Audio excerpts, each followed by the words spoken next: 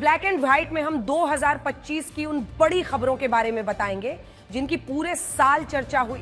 भारत के लिए इस साल सबसे बड़ा सदमा 22 अप्रैल को लगा था। पहलगाम की बैसरन घाटी में 5 आतंकियों ने हिंदू सैलानियों को टारगेट किया था।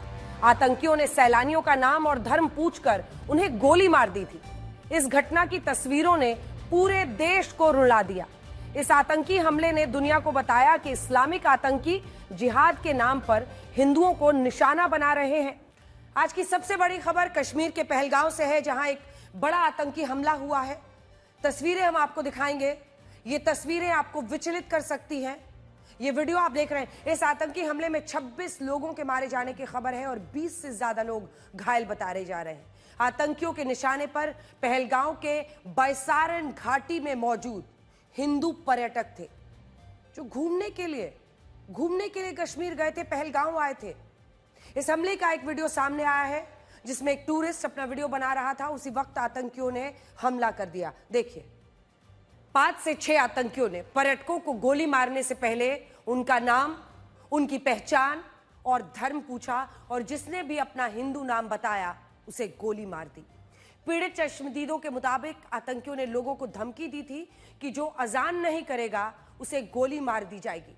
ये सब कुछ हम उन लोगों के हवाले से आपको बता रहे हैं जो वहां पर इस आतंकी घटना के दौरान मौजूद थे, जिनके अपनों पर आतंकियों ने गोलियां बरसाई हैं। वो अब पूरा सच बता रहे हैं और वही ये पूरी जानकारी दे रहे हैं। इस तरीके से भी वो हिंदू और मुस्लिम की पहचान कर रहे थे, वो नाम पूछ रहे थे, वो धर्म पूछ रहे थे, अजान की आवाज देने को बोल रहे थे और जो नहीं दे पा रहा था इससे वो पहचान कर रहे थे कि ये मुस्लिम नहीं है, ये हिंदू है, और फिर गोलियां बरसा रहे थे। ये वहां पर मौजूद लोग बता रहे हैं। इस भयानक आतंकी हमले से जुड़ी इस तस्वीर ने पूरी दुनिया को हिला दिया है। ये तस्वीर एक हिंदू महिला की है जिसके पति को आतंकियों ने हिंदू होने की वजह से गोली मार दी। हमले के वक्त आतंकियों ने सेना की नकली वर्दी पहनी हुई थी, इसीलिए शुरुआत में किसी को उन पर शक नहीं हुआ। लेकिन थोड़ी देर बाद ही जब उन्होंने हिंदू पर्यटकों की पहचान पूछकर उन पर फायरिंग शुरू कर दी, वहां भगदड़ मच गई। लगभग कई सौ वहां पर जो पर्यटक थे वो इस पूरे इलाके को, ये जो आप देख रहे हैं पहाड़ियों और वादियों के बीच में, ये बैसारन मेडो कहलाता है। वहीं पर ये सभी लोग पहुंचे हुए थे कुछ हल्का फुल्का खाने को। आतंकियों ने जानबूझकर ऐसे हिंदू पुरुषों को निशाना बनाया जो अपनी पत्नी या परिवार के साथ यहां पर आए थे। इस आतंकी हमले की तस्वीरें बहुत भयानक है। हम आपको इस हमले के बाद का एक वीडियो दिखाना चाहते हैं जिसमें पीड़ित परिवार हमले को लेकर आतंकियों के हिंदू विरोधी मानसिकता को दिखा रहा है। हमले के बाद की ये तस्वीर, और हम ये क्यों कह रहे हैं कि ये कश्मीर फाइल्स पार्ट 2 है। धर्म पूछकर, यहां तक कि एक महिला ने यह बताया है कि वहां पर आजान बोलने के लिए कहा जा रहा था और जो ये नहीं बोल पा रहा था, इससे ये वो समझ रहे थे कि ये मुस्लिम नहीं है, ये हिंदू है। नाम से पहचान की जा रही थी, धर्म की पहचान की जा रही थी, और वो तस्वीर इस बात की गवाही देगी कि इन कायर आतंकियों ने कैसे इस घटना को अंजाम दिया है। पहलगाम आतंकी हमले के बाद भारत ने 26 सैलानियों की मौत का बदला लिया। भारतीय सेना ने देश की बहनों का सिंदूर उजाड़ने वाले पाकिस्तानी आतंकियों को उनके घर में घुसकर मारा और इस ऑपरेशन को नाम दिया गया ऑपरेशन सिंदूर। भारतीय सेना ने पाकिस्तान में 100 किलोमीटर अंदर घुसकर लश्कर और जैश के आतंकी हेडक्वार्टर के परखच्चे उड़ा दिए। पाकिस्तानी आतंकियों के करीब 14 ठिकानों को मिट्टी में मिला दिया गया। पाकिस्तान ने सोचा कि वो भारत के इन हमलों का जवाब दे पाएगा। उसने कोशिश भी की, लेकिन इसके बदले में भारत ने पाकिस्तान के 11 महत्वपूर्ण सैन्य ठिकाने उड़ा दिए। 4 दिन के युद्ध में भारतीय सेना ने पाकिस्तान को याद दिलाया कि हम कौन हैं और क्या कर सकते हैं। तो बीती रात भारत ने आज तक की सबसे बड़ी स्ट्राइक की है। बीती रात जब लोग अपने घरों में सो रहे थे, पाकिस्तान के पंजाब में लश्कर-ए-तैयबा और जैश-ए-मोहम्मद के हेडक्वार्टर्स में आतंकी आराम फरमा रहे थे। उसी दौरान भारत की सेना और वायुसेना ने एक वेल कोऑर्डिनेटेड ऑपरेशन चलाया और इन आतंकियों के ठिकानों को ध्वस्त कर दिया। हमने इस पूरे ऑपरेशन का एक एआई वीडियो बनाया है। सबसे पहले आप इस वीडियो को देखिए ताकि आप ये समझ सकें कि ये ऑपरेशन कितना बड़ा था, कितना सफल था।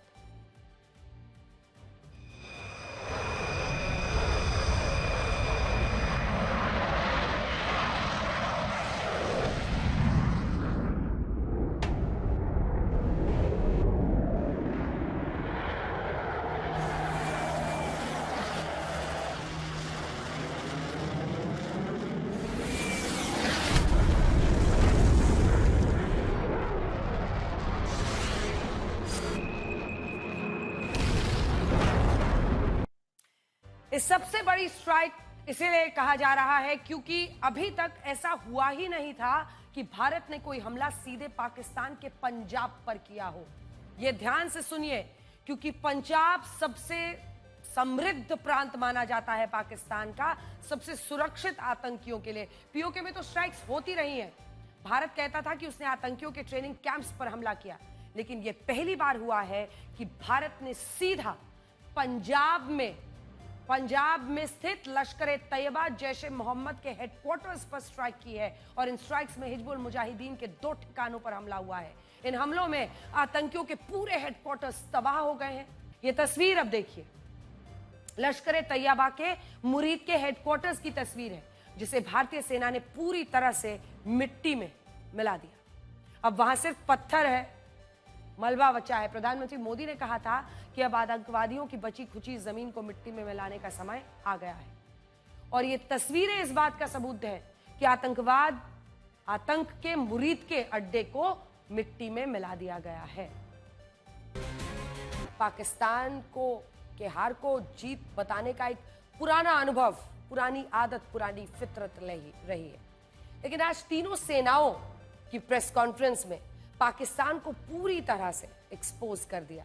सबसे पहले आपको इस प्रेस ब्रीफिंग की एक छोटी सी जरा झलक सुनाते हैं, क्योंकि उसके बाद आपको पता चलेगा कि देश का मूड क्या है। 7 मई को हमने केवल आतंकवादी ठिकानों पर ही हमला किया था, पर अफसोस इस बात का है कि पाकिस्तानी सेना ने आतंकवादियों का साथ देना उचित समझा और इस लड़ाई को अपनी लड़ाई बना ली। ऑपरेशन सिंदूर के बाद भारत ने पाकिस्तान को साफ लहजे में बता दिया कि अब से कोई भी आतंकी हमला एक्ट ऑफ वॉर माना जाएगा। यानी पाकिस्तानी आतंकी ने एक भी गोली चलाई तो भारत युद्ध का बिगुल फूंक देगा। पाकिस्तान ने इसके बाद घुसपैठ से तौबा कर ली, लेकिन उसने भारत में मौजूद अपने स्लीपर सेल को एक्टिव कर दिया। उसने 10 नवंबर को लाल किले के पास एक बड़ा धमाका किया। यह धमाका लाल किले के पास एक ट्रैफिक सिग्नल पर खड़ी i-20 कार में हुआ था।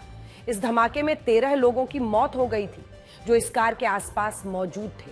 धमाके में जैश का मॉड्यूल शामिल था और इस मॉड्यूल में पढ़े लिखे मुस्लिम भारतीय युवक शामिल थे जो पेशे से डॉक्टर थे। दिल्ली में कार धमाके की यह घटना एक ऐसे वक्त पर हुई है जब आज ही जम्मू कश्मीर, हरियाणा, उत्तर प्रदेश की पुलिस ने अपनी संयुक्त कार्रवाई में 7 लोगों को गिरफ्तार किया है, जिनके पास से 2900 किलोग्राम विस्फोटक बरामद हुए हैं। जी हां, 2900 किलोग्राम विस्फोटक बरामद हुए हैं। ये विस्फोटक जिन लोगों के पास से बरामद हुआ उनमें 2 आरोपी डॉक्टर है, 1 आरोपी टीचर है और 1 आरोपी मस्जिद का इमाम है। इसके अलावा गुजरात एटीएस ने भी तेलंगाना के एक डॉक्टर समेत 3 संदिग्ध आतंकवादियों को गिरफ्तार किया है। ये तीनों आतंकवादी रेजिन नाम का घातक जहर लेकर तैयार कर रहे थे। 6:55 पर यह धमाका हुआ और अब तक की जानकारी के मुताबिक यह धमाका लाल किला मेट्रो स्टेशन के गेट नंबर 1 पर हुआ है। एनएसजी की एक टीम घटनास्थल पर पहुंच चुकी है और जिन गाड़ियों में यह धमाका हुआ है, धमाके के बाद आग लगी थी, उस आग को बुझाने के बाद जो तस्वीरें अब सामने आ रही हैं, वो तस्वीरें आपको जरा दिखाते हैं। बड़ी स्क्रीन पर यह वीडियो आपको दिखाती हूं, जिससे आपको यह भी पता चलेगा कि यह धमाका कितना बड़ा था और इससे वहां पर कैसे दहशत मच गई। 10 नवंबर को लाल किले के पास जो धमाका हुआ, वो धमाका डॉक्टर उमर मोहम्मद ने गिरफ्तारी के डर से आनन फानन में किया था। यह आशंका हम पहले से ब्लैक एंड व्हाइट में आपके सामने रख रहे थे। हमारे सूत्रों का कहना है कि आरोपियों की असली योजना यह थी कि वो अगले महीने 6 दिसंबर को दिल्ली में हमला करने वाले थे और 6 दिसंबर की तारीख इसलिए चुनी गई थी क्योंकि इसी दिन साल 1992 में अयोध्या में बाबरी मस्जिद का विध्वंस हुआ था। तो ये एक बहुत बड़ी जानकारी सामने आ रही है, जिससे ये मामला अयोध्या के राम मंदिर से भी जुड़ता हुआ दिख रहा है और अब कहानी पूरी पलटती हुई दिख रही है। अब जांच एजेंसियों को शक है कि जो डॉक्टर जैश ए मोहम्मद के इस टेरर मॉड्यूल में शामिल थे, उन्हें अयोध्या के राम मंदिर के नाम पर भड़काया गया था और ये सभी डॉक्टर्स 6 दिसंबर को देश में बड़े हमले की योजना बना रहे थे और इसीलिए इतनी तादाद में ये तमाम एक्सप्लोसिव्स इकट्ठा किए जा रहे थे। उस गुत्थी को ब्लैक एंड व्हाइट में सुलझाने की कोशिश करते हैं जो फरीदाबाद के अल-फलाह यूनिवर्सिटी से जुड़ी हुई है। ये यूनिवर्सिटी, अब इसको लेकर बहुत कौतूहल है इस बात को गले से उतारना मुश्किल है कि इस यूनिवर्सिटी में जैश के डॉक्टर्स का एक टेरर मॉड्यूल चल रहा था। इसकी लैब से केमिकल्स इकट्ठा करके विस्फोटक बनाया जा रहा था। इस यूनिवर्सिटी के प्रबंधन को और इस बात की कोई जानकारी नहीं थी। इस बात पर जांच एजेंसी और सरकारों को भी विश्वास नहीं हो रहा और इसीलिए आज से इस यूनिवर्सिटी पर शिकंजा कसना शुरू हो गया है। सबसे बड़ी खबर यह है कि अब केंद्रीय गृह मंत्रालय ने तय किया है कि ईडी इस यूनिवर्सिटी के वित्तीय लेन देन की जांच करेगा और यह देखा जाएगा कि इस यूनिवर्सिटी के पास कहां से पैसा आया, इसने आगे किसे पैसा भेजा।